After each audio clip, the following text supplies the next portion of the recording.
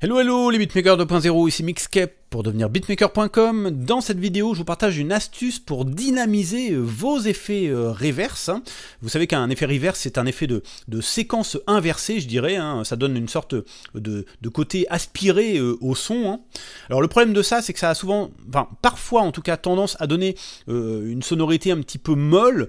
Les sons se marchent un petit peu les uns sur les autres. Bon, après, ça dépend du choix de sonorité à la base, mais ça donne souvent un côté un petit peu mou comme ça, justement ce côté aspiré, tout simplement parce que l'effet en fait a tendance à écraser complètement les transientes. Donc la technique que je vais vous montrer ici va vous permettre de donner plus de punch, tout du moins de dynamiser un petit peu plus vos séquences, et du même fait, vous allez pouvoir comme ça obtenir différentes variations d'un même effet reverse, et pouvoir les dispatcher comme ça tout au gré de vos compositions, pour créer donc des variations, éviter la monotonie, parce que je sais qu'il y a bon nombre de beatmakers qui utilisent toujours le même effet reverse tout au long de la compo, et ça peut être assez pénible au bout d'un moment.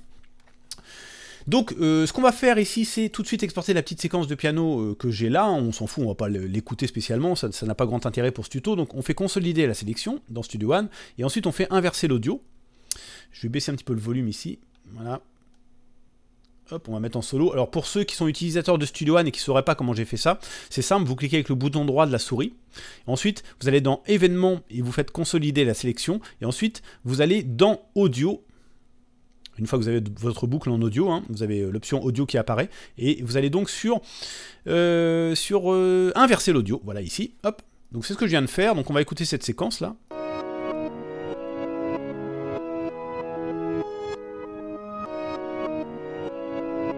Voilà, une jolie séquence inversée, mais comme je vous le disais, vous voyez qu'il y a un côté un petit peu flou, un petit peu mou, je dirais, simplement. Mais on peut avoir envie d'utiliser la séquence comme ça, c'est pas du tout interdit. Mais bon, l'avantage de la technique que je vais vous montrer ici, c'est que ça va nous permettre de dynamiser cette séquence et même de créer différentes variantes, donc comme je vous l'ai dit. Donc, on va remettre cette première piste en solo, on va la démuter, on va aller sur mon synthé, donc là j'utilise le Nexus, mais bien sûr vous pouvez utiliser n'importe quel autre synthé. Donc en fait il s'agit d'une technique que je vous avais déjà montré sensiblement dans un autre tutoriel qui s'appelait Sound Design Facile. Et donc ce qu'on va faire ici, c'est un détournement de cette technique, on va dire, pour les effets reverse. Ce qu'on va faire, c'est simplement mettre le decay au minimum, le release au minimum, et on va pousser le sustain au maximum. Alors il faut savoir que déjà en l'état comme ça, on a raccourci quelque peu le son, ce qui veut dire que déjà si vous exportez votre séquence MIDI en audio et que vous l'inversez, vous allez déjà obtenir un effet quelque peu différent de ce que vous obtenez à la base sans rien faire, quoi.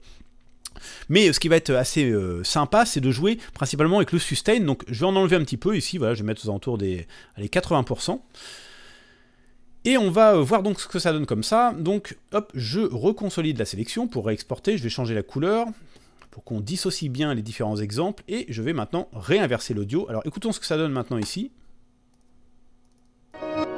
Alors tiens, je vais peut-être baisser un petit peu le volume parce que ça va peut-être un peu fort pour vous par contre. Voilà, on va se mettre à -6 comme précédemment, hop.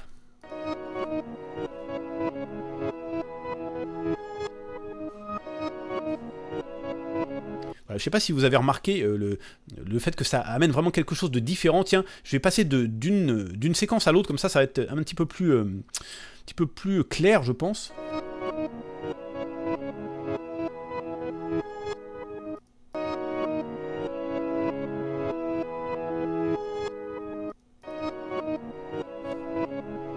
Bref, je pense que c'est assez explicite, et on peut tester de jouer encore avec le sustain pour obtenir quelque chose d'encore plus drastique et de différent. Par exemple, je pourrais me mettre... allez, on va se mettre beaucoup plus bas, on va se mettre à 20%. Hop. Rebelote, consolider la sélection. On va mettre cette fois-ci cette séquence en vert. Et maintenant, je fais inverser l'audio. Donc en plus, vous voyez que c'est vraiment très simple à faire, très rapide. Donc on écoute cette séquence. Tiens, je vais passer de cette séquence-là aux suivantes. Comme ça, ça fera un bon point de comparaison. Alors c'est pareil, je vais peut-être baisser un petit peu le volume pour que toutes les boucles soient sensiblement au même volume.